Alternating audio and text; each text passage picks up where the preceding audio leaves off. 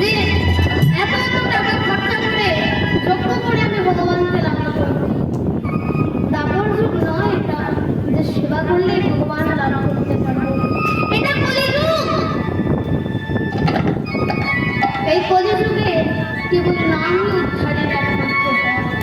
নাম ছাড়া কলিজীবের কোনো গতি নাই, গতি নাই, গতি নাই, গতি নাই।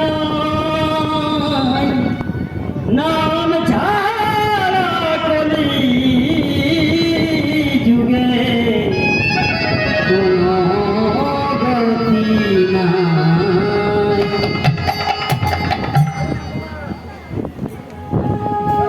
তাহলে নাম আগে আমাদের বলতে হবে।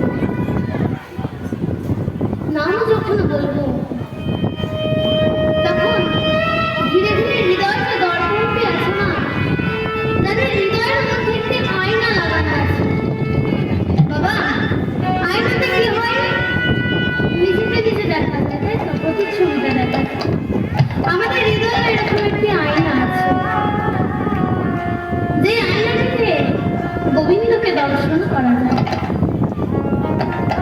কিন্তু এই মায়ার বন্ধনে আবদ্ধ হয়ে সেই আয়নাটি ধীরে ধীরে নোংরা হয়ে যাচ্ছে। তো যখন আমরা নাম বলবো সেই হৃদয় দর্পণ আমাদের পরিষ্কার হয়ে যাবে। আর হৃদয় দর্পণ যদি পরিষ্কার হয়ে যায়, গোবিন্দকে আমরা অনায়াসে সেই দর্পণে দেখতে পাবো। তখন গোবিন্দকে দেখার জন্য এদিক ওদিক আমাদের আর ছুটে বেড়াতে হবে না। গোবিন্দকে ধরে বসেই তখন দেখবো। আগে নাম করতে হবে। নাম না করলে কলিযুগে উদ্ধার পাওয়া যাবে না মা। এই নামই একমাত্র গতি কলিযুগে।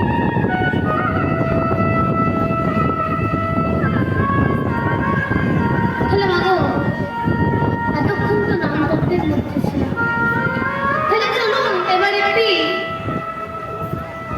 ভক্তের এক ভক্ত চরিত্র আমরা বর্ণনা করব, এক ভক্ত চরিত্র আস্বাদন করব। সে ভক্তের নাম হলো, যে ভক্তের চরিত্র আমরা আস্বাদন করব, সে ভক্তের নাম কি জানেন? সে ভক্তের নাম হলো ভক্ত রঘুনাথ মিশ্র।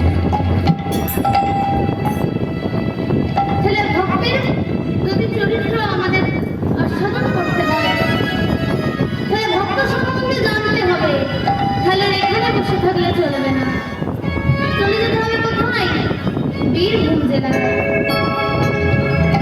সেই বীরভূম জেলায় ইন্দ্রবিল্ল বলে একটি গ্রাম আছে, সেখানে সেই ভক্তের বাড়ি। তাহলে চলুন সবাই মিলে আমরা একবার বীরভূম জেলায় সে ভক্তের বাড়িতে